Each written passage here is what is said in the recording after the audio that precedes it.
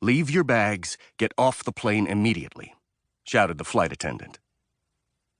Brian Greene felt he'd entered a nightmare.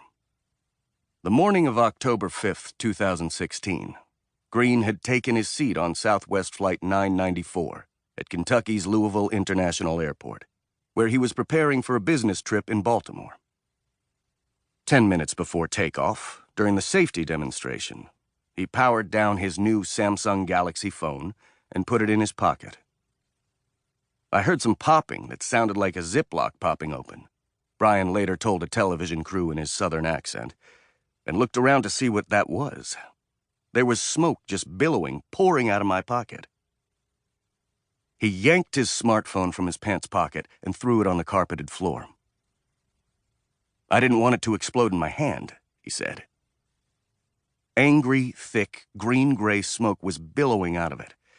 The smoke spread several rows in front of him and behind him before dissipating throughout the rest of the cabin. The Southwest Airlines crew decided it was time to get everyone out. By 9:20 a.m., the flight attendants had evacuated all 75 passengers and crew members. Emergency crews arrived to retrieve the smoldering device and to check the passengers for injuries. Fortunately, no one lost a finger or a hand over it, as Greene put it. He had tossed the phone away just in time. The smoking piece of metal, plastic, and circuitry was so hot that it had burned right through the carpet. When airline mechanics pulled the layer of carpet away to reveal the subfloor underneath, it was seared and blackened. Investigators from the arson unit at the Louisville Fire Department showed up on the tarmac, seized the device, and questioned Greene. But Greene, they quickly realized, had done nothing wrong. The problem lay in the phone that he had bought, loved, and admired. The Galaxy Note 7 had been a source of trouble for 2 months in South Korea, in the United States, and around the world. But everyone had assumed the problem had been resolved. Since late August, Samsung had documented 92 instances of its new, much-heralded Galaxy Note 7 device overheating in the hands and homes and cars of its customers. A number of them caught fire thanks to what Samsung claimed were faulty batteries.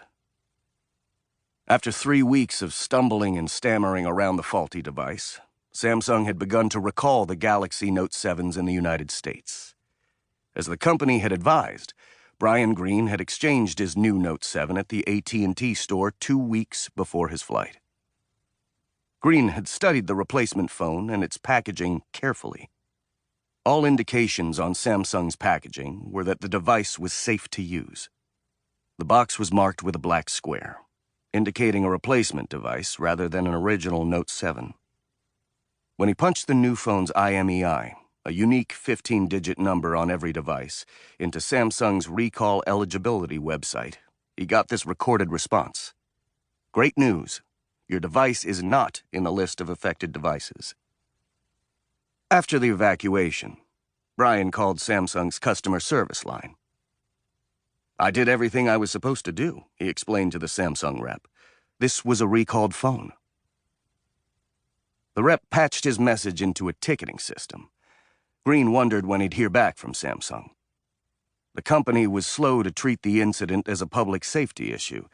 Instead, when journalists followed up on the incident, the company sounded skeptical that the phone was at fault. "Until we are able to retrieve the device, we cannot confirm that this incident involves the new Note 7, company representatives wrote to journalists repeatedly.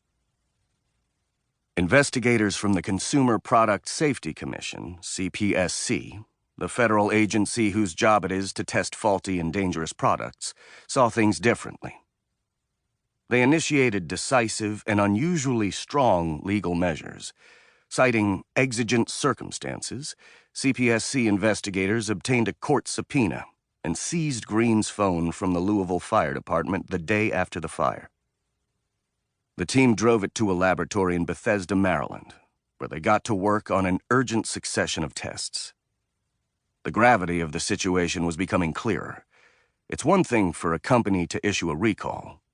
It's another for that same company to reissue replacement products labeled safe that continue to pose a severe danger to the public. While Samsung remained unmoved by the public inquiry, 13-year-old Abby Zuiz was picking up her siblings 2 days later at North Trail Elementary School in Farmington, Minnesota.